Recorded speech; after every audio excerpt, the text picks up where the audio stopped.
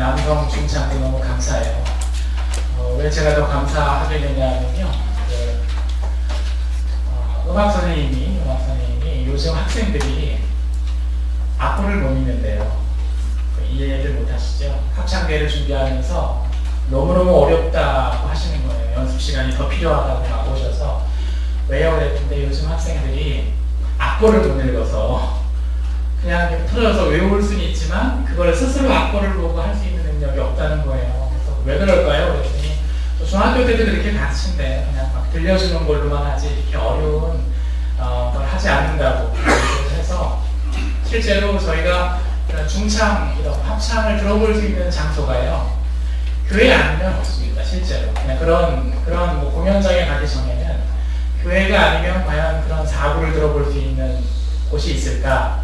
또 학교마다 예전에는 이렇게 합창단이 있었잖아요. 그래서 유관수에서 공연도 하고 그랬다고 하는데 실제로 서울 지역의 고등학교 중에서 합창단을 가진 학교들이 그렇게 많지 않습니다. 그러니까 참 귀한 거죠. 저희가 교회 와서 듣는 이렇게 들을 수 있다라고 하는 자체가 너무 감사하다는 생각이 듭니다.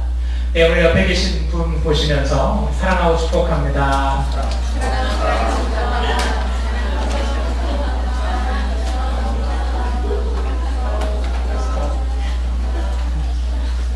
제가 울산에서 첫 담임 목회를 할 때 그 20평 남짓한 교회에서 예배를 드렸는데요. 그 예배당에는 지금 제가 마주 보는 저기 우리 시계 걸려 있는 쪽에 웃는 예수님 그림 액자가 걸려 있었습니다. 시계를 제가 띄고 거기에다 그 액자를 달아놨죠. 항상 강대상에 딱 올라가면 정확히 제 눈높이를 이렇게 맞는 곳에 웃는 예수님 얼굴에 액자가 걸려 있었습니다. 그래서 항상 설교를 하게 되면 마주 보는 거죠. 성도님들은 별로 없고 저랑 예수님이 마주보고 어떨 때는 뭐 새벽 예배나 이런 때는 당연히 저와 예수님만 이렇게 마주보고 있어서 그러면 누가 그래요? 아무도 없는데 설교하냐? 그러면 설교를 하죠. 합니다. 설교를 하거나 아니면 찬송가 1장부터 끝까지 불러보기 해서 이제 1장, 2장 하고 성경을 읽고 새벽 예배 설교를 준비하면 그때 당시에 이제 뭐 할 사람 예수님이 제 설교를 못 들으시지는 않으시겠죠. 하고 나서 설교하다가 주일날 설교를 미리 준비하면 그 설교를 하다가 이제 설교하다가 좀 이상해 그러면 설교 고치죠. 아무도 뭐 그런 사람이 없으니까 고치고 하다가 좀 이상해 그러면 고치고 이렇게 했던 기억이 납니다. 근데 제가 그 맞은편에다가 액자를 걸어놓은 이유는 그 설교자의 거울로서 걸어놨습니다. 사실 다른 거울이 아니라 예수님을 보면서 설교를 준비하면서 나 설교 내용과 설교자 자신을 비춰볼 수 있는 거울이죠. 그러니까 설교를 준비하면서 목사님들이 대다수 그러시겠지만 저도 설교를 준비하면서 변하지 않는 설교 목표 2개가 있습니다. 그 본문에 따른 설교 목표 말고 항상 변하지 않는 1, 2가 있었는데 뭐냐 하면 이 설교가 나의 마지막 설교가 되게 하자라고 하는 것과 또 이 설교를 들은 예수님이 너 잘했어 하면서 엄지손가락을 치켜 세우는 그런 설교를 할 수 있었으면이 제 늘 변하지 않는 첫 번째, 두 번째 설교 목표였습니다. 또 한 주간 제가 이번 주가 이제 전도사님이 또 세미나로 가시고 해서 아침 기도회를 하면서 이 자리에 있으니 아침 기도회를 하면서 그 첫 예배당이 생각이 났습니다. 또 새벽마다 늘 틀어놨던 그 음악이 있거든요. 피아노 음악. 기도할 때 틀어놓는 음악을 틀어놨는데 그 음악도 이제 예전에 제가 가지고 있었던 그 음악을 틀다 보니까 더 많이 생각이 나는 거예요. 옛날 그 예배당이 생각이 나구나. 옛날에 혼자 새벽 기도 드렸을 때와 같은 마음이다 하는 생각이 들다 보니까 오늘도 설교 목표대로 만약에 내가 이화교회에서 마지막 설교를 하게 되면 나는 무슨 설교를 할까를 생각했습니다. 이번 주간에 그래 그럼 내가 마지막 설교를 하면 이화교회에서 무슨 설교를 할까? 다음에 대한 기약도 없고 특별히 뭐 사심도 없죠. 이 교회를 내가 어떻게 할까? 사람들을 어떻게 이렇게 이끌어 가리라 하는 거는 사심도 없이 만약에 진짜 이화교회 성도들을 위해서 마지막 설교를 하면 나는 무슨 설교를 할까 생각을 했습니다. 그런 의미에서 오늘 설교는 이화교회 교우들에게 하는 저희 마지막 설교입니다. 됐습니까요? 그래서 그 마지막 설교를 함께 나누려고 합니다. 지금 우리 이화교회에 필요한 것이 무엇일까? 예수님께서는 무슨 말씀을 하실까? 목사님이 생각하는 것과 성도들이 생각하는 것이 다를 수가 있습니다. 또 각 부서마다 다르고 개인마다 다를 수 있습니다. 우리에게 필요하다고 생각하는 것을 준비해 놓으려는 우리 목사님이 계십니다. 이재명 목사님이 이제는 은퇴를 준비하시면 이렇게 짐을 이렇게 하나둘 정리하시고 또 아니면 필요해. 그 중에서 이제 우리의 수건사업이었던 늘 더워서 이제 에어컨도 어쨌든 이렇게 해놓고 어쨌든 또 윤채 입사님이 도와주셔서 바닥에 또 우리 장의자의 방석도 생기고 나름대로 우리가 뭔가를 준비하시는 목사님이 계시고 또 우리에게 필요하다고 생각하는 것을 또 기대하는 성도님들도 계십니다. 근데 우리가 바라고 기대하는 것과는 다르게 예수님은 또 우리에게 무언가를 바라고 기대하실까도 생각해 봐야죠. 우리의 바램뿐만 아니라 진짜 우리에게 필요한 것을 말씀하시고자 하는 예수님도 있습니다. 오늘 우리에게 주어진 복음서의 말씀이 마가복음 6장입니다. 따로 이거다라고 생각해서 말씀을 따로 준비한 것이 아니라 교회에게 따른 말씀이 보니까 마가복음 6장의 말씀이었습니다. 그럼 이 말씀을 통해서 우리에게 주시는 하나님의 말씀은 뭘까를 함께 생각해 보니 우리에게 가장 필요한 것, 저도 이화교회에 거의 7년가량 있었는데요. 이화교회에 가장 필요한 것은 어찌 보면 후임의 훌륭한 담임 목사님도 아니고 성도들의 양적 부흥도 아닌 것 같고 하나님 앞에 선 개인 한 명 한 명의 철저한 회개라는 생각이 들었습니다.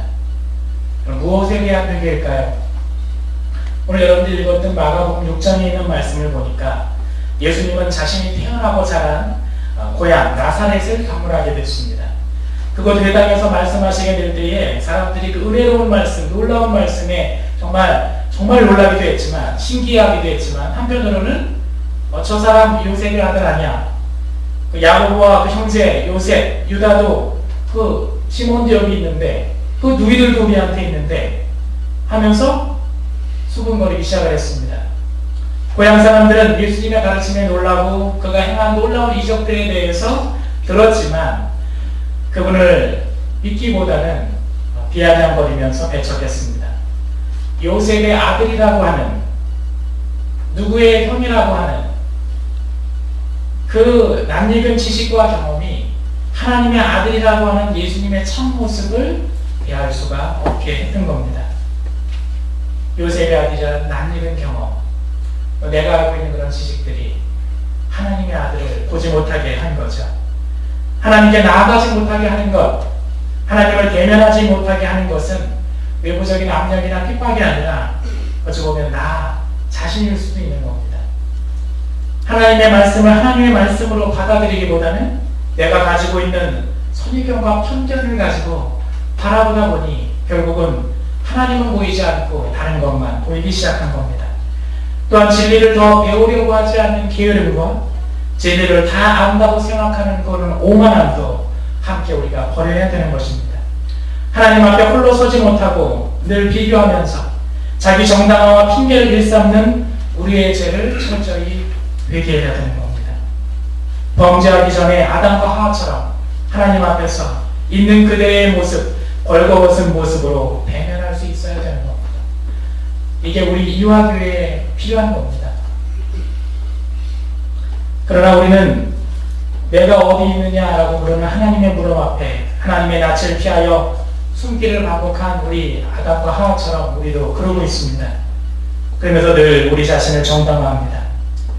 내가 너더러 먹지 말라고 한 나무의 열매를 네가 먹었냐? 라고 하는 하나님의 물음 앞에서 하나님께서 저와 함께 살라고 짝지어 주신 저 여자, 그 여자가 그 나무의 열매를 저에게 주었기 때문에 먹었습니다. 라고 우리는 핑계를 댑니다. 너는 어쩌다가 이런 일을 저질렀느냐? 하와에게 물었던 하나님의 물음 앞에서 뱀이 저를 꿰어서 먹었습니다. 라고 변명을 합니다. 핑계와 정당화가 반복되면요, 진짜 내 모습을 잃어버리더라고요. 하나님 앞에 홀로 서서 기도하다가도요, 제가 어느 순간 내가 하나님 앞에 변명을 하고 있는 내 모습이 저 그래서 그랬던 거고 저래서 저랬던 거고 내 자신도 하나님 앞에 주위에 다른 사람이 있는 것도 아니라 정말 혼자 내가 하나님 앞에 기도하고 있는데 어느 순간 내가 내 자신을 변명하고 자기 정당화를 시키는 내 모습을 보면서 이거구나. 근데 변명과 핑계와 자기 정당화가 반복이 되다 보면 어느 순간 진짜 내 모습을 잃어버리더라고요.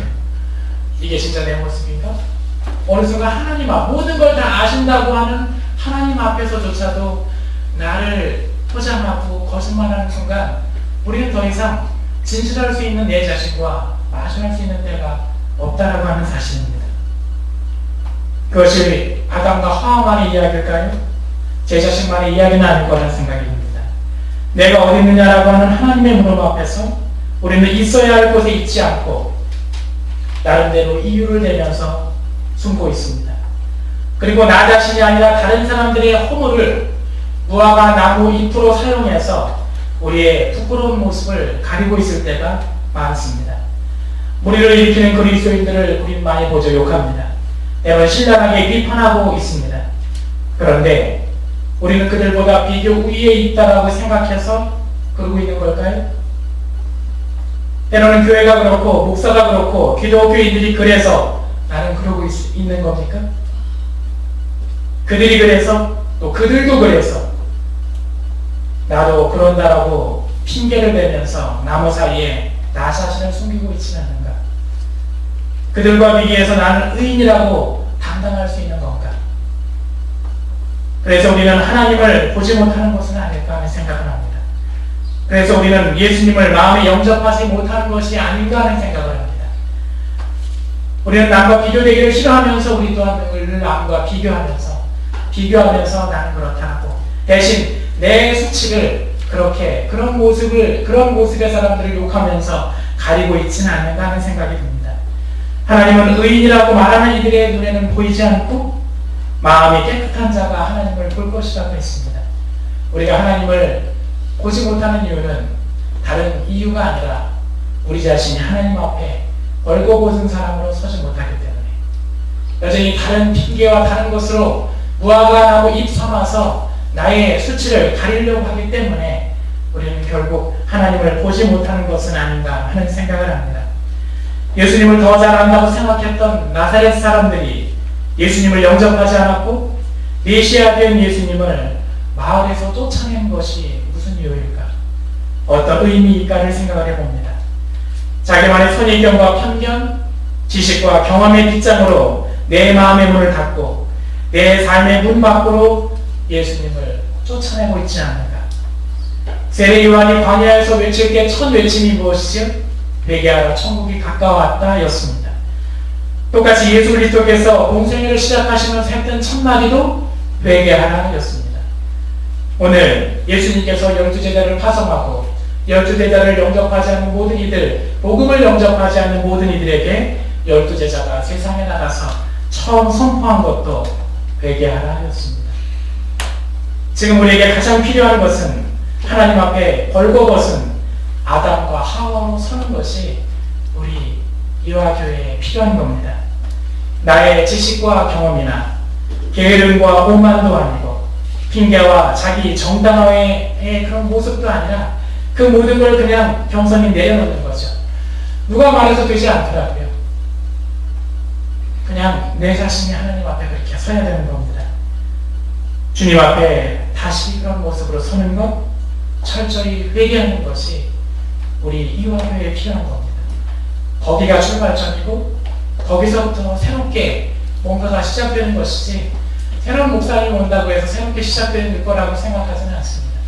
우리 이화교회가 새롭게 되기 위해서 필요한 것은 바로 회개입니다. 메르스 때문에 손 많이 씻잖아요. 거의 지문이 사라질 정도로 요새 막 씻습니다. 저희 보니까 아이들이 무조건 집에 오면 무조건 손 씻어. 그게 아니냐 반복되면 어떻게 하겠습니다. 무조건 손 씻어야죠. 손 씻고 나서 때로는 밥을 먹고 손 씻고 나서 저도 아이들이 이렇게 막 다가오면 오지 말라고 나 지금 밖에서 들어왔으니까 다 옷 다 벗어서 넣고 샤워하고 아이들이 이렇게 안아줍니다.